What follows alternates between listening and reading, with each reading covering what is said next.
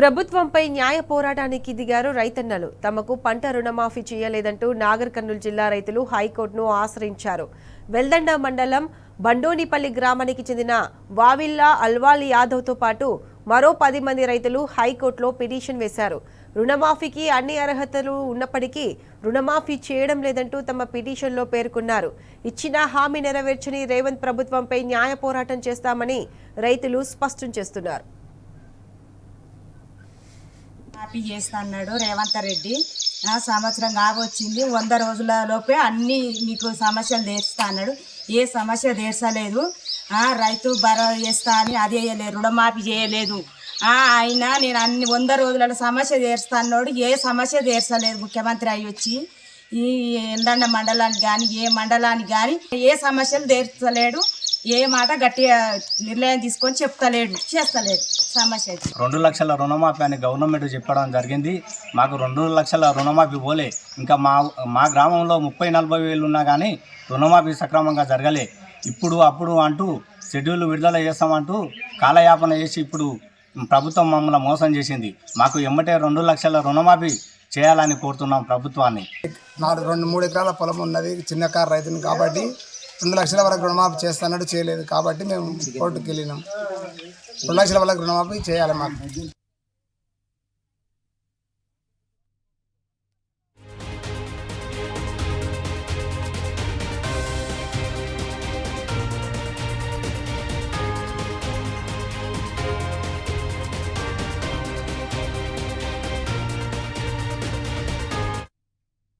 Right, ఇదే అంశానికి సంబంధించి పూర్తి అప్డేట్స్ మా ప్రతినిధి శేఖరాచారి అందిస్తారు.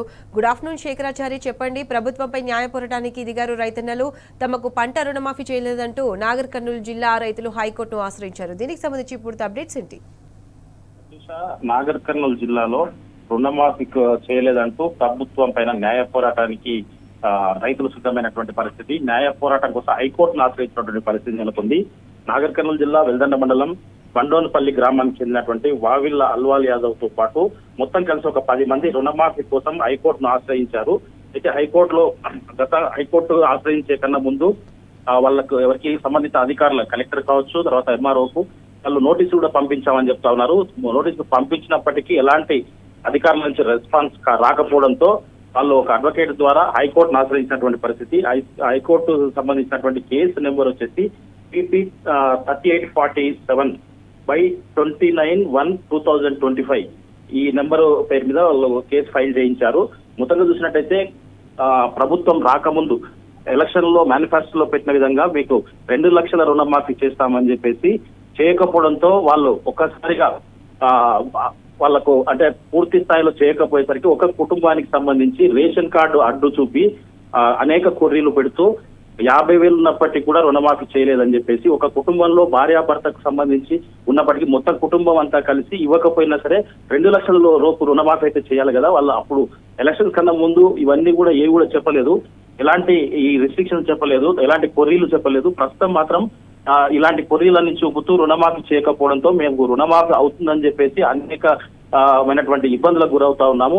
మేము అప్పులు తెచ్చుకున్నాము, తర్వాత పంట రుణాలకు సంబంధించినటువంటి పంటలకు సంబంధించిన పెట్టుబడి సాయం కూడా అందించలేదు. అనేక విధాలుగా ఇబ్బంది పడుతున్నాం. కాబట్టి మాకు ఎటు తోచని పరిస్థితుల్లో కోర్టును ఆశ్రయించాల్సి వచ్చిందని చెప్పేసి, కోర్టులో మాకు న్యాయం జరుగుతుందనే నమ్మకం, కోర్టు పైన నమ్మకం ఉంది కాబట్టి కోర్టుకు వెళ్ళామని చెప్పేసి వాళ్ళు చెప్తున్నటువంటి పరిస్థితి కనిపిస్తా ఉంది. అయితే ఉచిత హామీలు అంటే ప్రభుత్వం రాకముందు పుంకాలుగా హామీలు ఇచ్చి ఏ ఒక్క హామీని కూడా సక్రమంగా నెరవేర్చలేదని చెప్పేసి, ముఖ్యంగా రుణమాఫీ విషయంలో మొత్తం కుటుంబం అంతా కలిస్తే కూడా 2 లక్షల లోపు ఉంటుంది. కొన్ని కుటుంబాలు 2 లక్షల పైన. అయితే దానికి రేషన్ కార్డు, ఉమ్మడి కుటుంబం రేషన్ కార్డు క్రైటీరియా చూపుతూ ఇక్కడ రుణమాఫీ చేయలేదని చెప్పేసి దాంట్లో పొందుపరిచినట్టుగా వాళ్ళు చెప్తా ఉన్నారు. మొత్తంగా చూసినట్టయితే ఎలక్షన్ లో చెప్పిన మాటకి ఇప్పుడు చెప్తున్నటువంటి మాటలకి ఎలాంటి పొంతన లేదు రేవంత్ రెడ్డి ప్రభుత్వాన్ని అని చెప్పేసి కూడా వాళ్ళు ఆగ్రహం వ్యక్తం చేస్తున్నటువంటి పరిస్థితి కనిపిస్తా ఉంది. మొత్తంగా తీరా చూసేసరికి రుణమాఫీ కాకపోవడం ఒక ఎత్తు అయితే, ఈ పంట పెట్టుబడి సాయం ఇస్తారని ప్రతిరోజు నమ్మకంగా నమ్మబలుకుతూ ఈ రోజే వస్తుంది, రేపే వస్తుంది, ఎల్లుండి వస్తుందని చెప్పేసి డేట్లు మారుస్తూ పోతున్నారే తప్ప ఎప్పుడు ఇస్తారన్న నమ్మకం కూడా కనిపించట్లేదని చెప్పేసి కూడా వాళ్ళు ప్రభుత్వంపై మండిపడుతున్నటువంటి పరిస్థితి కనిపిస్తా ఉంది. ముఖ్యంగా ఈ బండోనపల్లి గ్రామానికి చెందినటువంటి రైతులు మూకుమ్మడిగా వాళ్ళంతా కూడా కోర్టును ఆశ్రయించినటువంటి పరిస్థితి, హైకోర్టును ఆశ్రయించారు. మాకు తప్పనిసరిగా కోర్టు ద్వారా న్యాయం జరుగుతుందనే నమ్మకంతోనే మేము కోర్టుకు వెళ్ళాము. అప్పుడు కేవలం మీకు 2 లక్షల రుణమాఫీ ఉన్న వాళ్ళు తెల్లారిపోయి తెచ్చుకోండి అని చెప్పేసి ఇప్పటి వరకు కూడా దానికి అనేక కొర్రీలు పెడుతూ అనేక రేషన్ కార్డు అని చెప్పేసి బ్యాంక్ అధికారుల చుట్టూ తిరుగుతా ఉన్నాము, అటు వ్యవసాయ అధికారుల చుట్టూ తిరుగుతా ఉన్నాం. ఎవరి చుట్టూ తిరిగినా కానీ గవర్నమెంట్ నుంచి మీకు రాలేదు కాబట్టి మేము ఏం చేస్తాం, మా చేతిలో ఏం లేదు కదా అని చెప్పేసి వాళ్ళు సమాధానం చెప్తున్నారు. ఇక్కడ ప్రభుత్వానికి సంబంధించినటువంటి వాళ్ళను అడిగితే పార్టీ వాళ్ళని అడిగితే వస్తుంది అని చెప్పేసి చెప్తా ఉన్నారు, కానీ కాలయాపన తప్ప ఇది వచ్చే పరిస్థితి కనిపిస్తలేదు.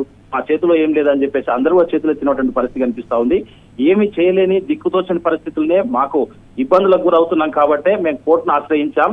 ఎట్టి పరిస్థితుల్లో న్యాయ పోరాటం చేస్తాం. ఖచ్చితంగా మాకు ఇచ్చినటువంటి ఏదైతే వాళ్ళు హామీ ఇచ్చారో హామీ అమలు చేసే వరకు కూడా మేము న్యాయమైనటువంటి పోరాటం చేస్తాం. హైకోర్టులోనే మేము ఏదైనా తేల్చుకుంటామని చెప్పేసి కూడా బండోన్పల్లి రైతులు చెప్తున్నటువంటి పరిస్థితి కనిపిస్తా ఉంది. Right Chari, thank you.